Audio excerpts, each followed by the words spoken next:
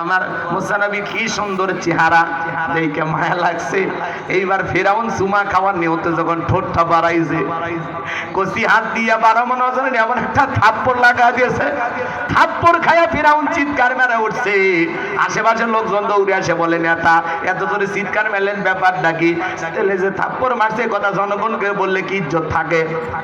বলে আমার বাড়ি আমি চিল্লাইছি, তোদের কি ডাকছি? যা ঘর থেকে সরে যা। ওদেরকে দাঁড়িয়ে দেওয়ার পরে বিবিকে ডেকে বলে আসিয়া আয় আয়, তাড়াতাড়ি করে আয়। আসিয়া বলে কি হয়েছে? সারের মতো চিল্লাও কে? ভাই চিল্লাবো না, এর চোখে মুখে যে আগুন দেখছি রে আসিয়া, এ মুসা ছাড়া কেউ না, তরবারি আন জবাই করি, পথের শত্রুটা দূর করি। আসিয়া বলে ছেলে কি করেছে?